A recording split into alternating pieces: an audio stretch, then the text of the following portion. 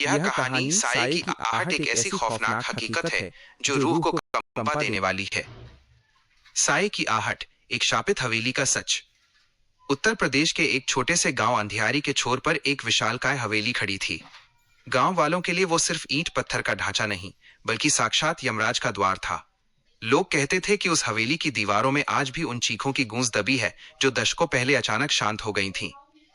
आर्यन, एक युवा पत्रकार जो इन अंधविश्वासों को महज बकवास मानता था, अपने कैमरे और रिकॉर्डर के साथ वहां पहुंचा। उसका इरादा था उस हवेली के भूतिया होने के दावों को बेनकाब करना।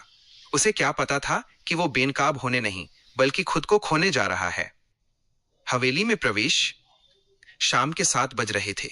सूरज ढलते ही गांव में सन्नाटा पसर गया था। आर्यन ने जैसे ही हवेली के भारी जंग लगे लोहे के दरवाजे को धकेला, एक लंबी चरमराहट हुई जो सन्नाटे को चीरती निकल गई। अंदर जाते ही उसे लगा जैसे हवा का तापमान अचानक गिर गया हो। अंदर की हवा भारी थी, पुरानी लकड़ी, सीलन और कुछ जलने की बदबू। उसने अपनी टॉर्च जलाई।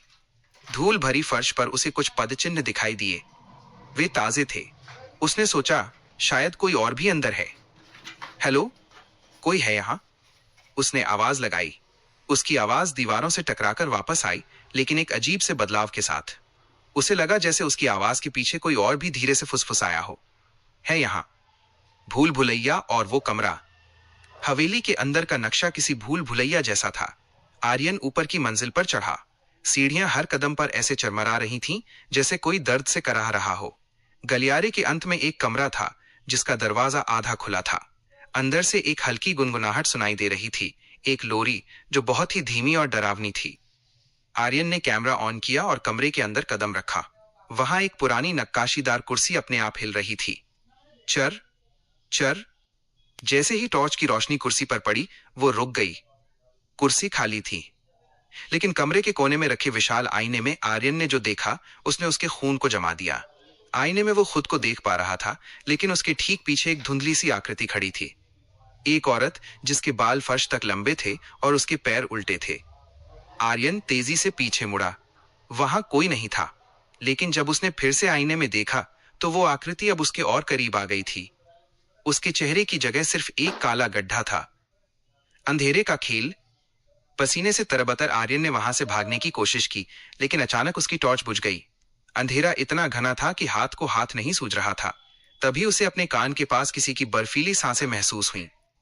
तुम यहां क्यों आए बेटे? एक फटी हुई बूढ़ी आवाज गूंजी। आर्यन ने घबराहट में अपना फोन निकाला और फ्लैश चलाया। रोशनी पड़ते ही उसने देखा कि वो अब उस कमरे में नहीं था। वो हवेली के तहखाने बेसमेंट में खड़ा था। चारों तरफ पुरानी जंजीरें लटकी हुई थी और फर्श पर लाल रंग के धब्बे थे जो खून जैसे लग रहे थे। दीवारों पर हजारों हाथ के निशान बने थे, जैसे कोई बाहर निकलने के लिए तड़प रहा हो। अचानक तहखाने का भारी दरवाजा अपने आप बंद हो गया। धड़ाम। रूहानी खौफ। अब आर्यन की हिम्मत जवाब दे रही थी। उसने दीवारों को पीटना शुरू किया। बचाओ, कोई है। तभी उसे पैरों की आहट सुनाई दी। टप टप, तारांकन, जैसे कोई गीले पैरों से चल रहा हो। रोशनी में उसने देखा कि छत से काला गाढ़ा तरल टपक रहा है। ऊपर देखने पर उसकी चीख निकल गई। छत से कई लाशें लटकी हुई थीं। उनके चेहरे बिल्कुल आर्यन जैसे ही थे। वे सब एक साथ अपनी आंखें खोल रहे थे। हवेली अब जाग चुकी थी। निर्जीव वस्तुएं हिलने लगी थीं। दीवारों से हाथ बाहर निकल रहे थे जो आर्यन को खींचने की कोशिश कर रहे थे। उसने एक कोने में एक छोटी सी खिड़की देखी। वह पागलों की तरह उसकी ओर भागा, पर जैसे ही वो खिड़की के पास पहुंचा, उसे लगा कि किसी ने उसके पैर पकड़ लिए हैं। नीचे देखा तो जमीन से फटी हुई खाल वाले हाथ निकले थे। अंतिम गूंज। गांव वालों ने अगली सुबह हवेली के बाहर आर्यन का कैमरा पाया। कैमरा टूटा हुआ था, लेकिन उसकी आखिरी रिकॉर्डिंग चालू थी। रिकॉर्डिंग में आर्यन की चीखें सुनाई दे रही थीं और फिर एक भारी सन्नाटा। सन्नाटे के बाद एक डरावनी हंसी गूंजी और फिर वही लोरी शुरू हुई। कैमरे के लेंस पर एक खून से सना हाथ आया और रिकॉर्डिंग बंद हो गई। आर्यन कभी वापस नहीं आया। आज भी जब गांव में अमावस्या की रात होती है, लोग हवेली की उस खिड़की पर एक धुंधली आकृति देखते हैं जो पागलों की तरह कांच पीट रही होती है। और हवेली के अंदर से एक आवाज आती है, नया मेहमान आ गया है, दरवाजा खोलो। चेतावनी। कहा जाता है कि इस कहानी को पढ़ते समय अगर आपको अपने पीछे किसी के चलने की आवाज आए तो पीछे मुड़कर मत देखना। वो शायद हवेली का वही साया है जो अब आपके घर तक पहुंच चुका है।